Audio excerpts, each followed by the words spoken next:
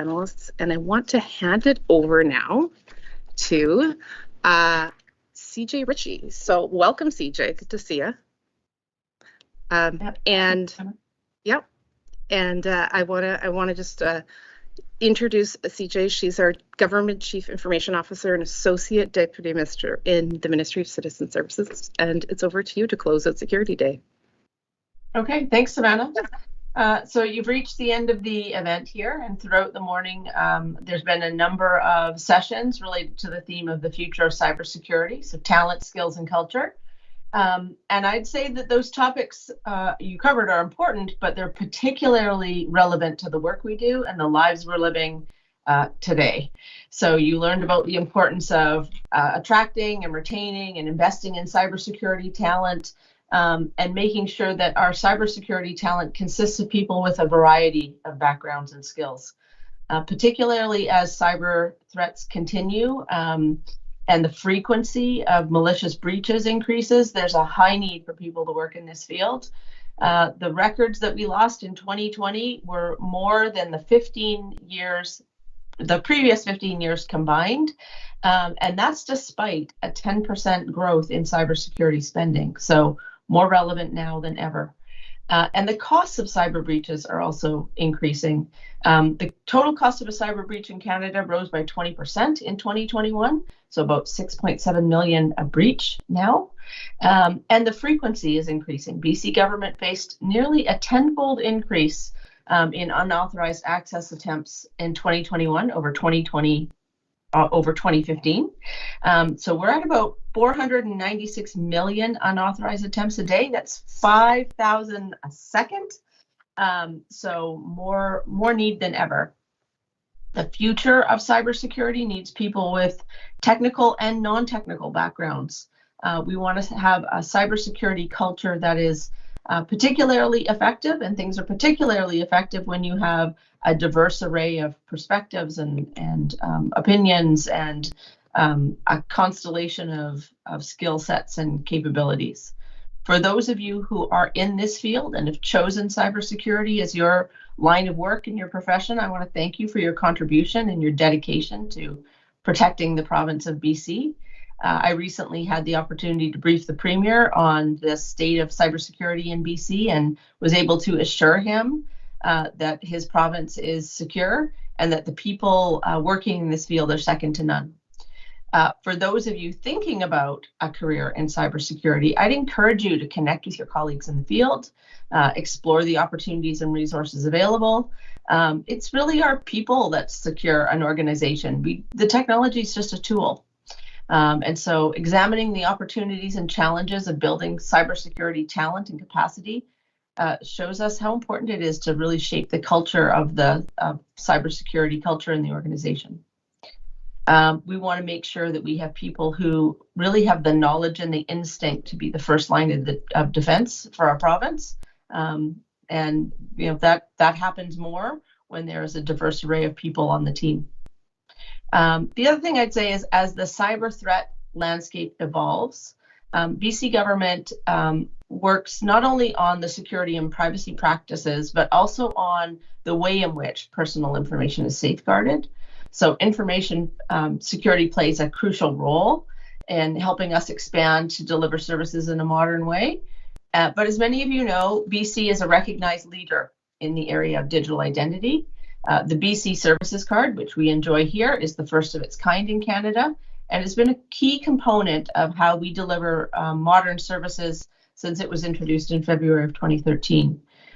Since that time, the BC Services Card has really evolved into a secure and trusted digital application that allows British Columbians to access public services.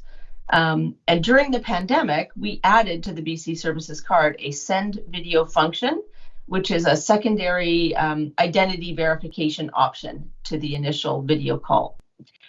Send video was developed during the pandemic to meet the increased demand in terms of the availability of government services due to the COVID-19 pandemic.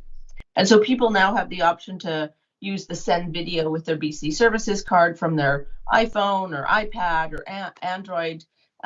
So they send a photo of themselves and they do a short video of themselves, and it eliminates the need for them to attend in person at a Service BC center. So greater access using the BC Services Card app means the public can safely and securely provide their identity and log in and access services online. So there's a variety of services connected to the services card today. You can receive your health record or your BC vaccine card or your federal proof of vaccine from the Health Gateway. You can also renew your ICBC insurance. You can access your employment insurance information from the federal government, or you can log into nearly 50 other services like freedom of information requests or criminal record checks or vehicle safety inspections or education services like student loans. I was midstream there. So Service BC has currently verified the identity of over 1.5 million British Columbians, and everybody who's participated in developing and executing and promoting the BC Services Card Send Video feature has participated in an initiative that includes cybersecurity. That's just one way that shows how important cybersecurity is. And as time goes on, we're going to need more, not less, digital services. So never was it more important than through the pandemic that the role that cybersecurity and the Ministry of Citizen Services plays in terms of citizens accessing digital services was highlighted. Cybersecurity plays a fundamental role in the way in which we deliver services today through the BC Services Card and others. But we're also keeping a close eye on what I would call the next digital identity evolution. So the OCIO is investing in a digital trust technology called verifiable credentials. And so those two pieces, the digital identity as well as digital verifiable credentials, are important because people are working more online now than ever. People working from home has increased eightfold through the pandemic. Our online activities, including shopping, working, streaming, has increased right across the board. We have more British Columbians today online than ever before. 94% of our citizenry report that they are online, and over 90% of them carry smartphones.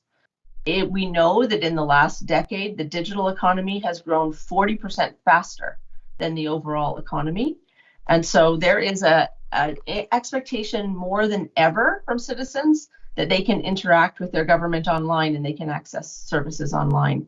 70% of them say they expect to access government services digitally, and 50% of our citizens expect that it's us, government, protecting their data and their privacy. We are an issuer of physical identity, so digital credentials are a natural evolution with government being an issuer of those. So more than ever, we need a diversity of skill sets to develop and execute and promote the cybersecurity initiatives that keep our citizens safe and provide them with the services they need and expect. So in closing, I just want to thank our speakers for sharing their insights and their expertise with us. Of course, a big thanks to the Information Security Branch, Robert Reinhardt, for producing a successful and engaging Security Day. And most of all, thank you to all of you for showing up and participating. It's great to see an enthusiastic audience, particularly when we are in a hybrid environment here. It's not fully in person. The presentations from this event, as Savannah mentioned, will be available, and the details about the fall 2022 Security Day are going to be on the website soon. So until then, stay safe and secure, and thank you to everybody, and we'll see you next time. Thank you.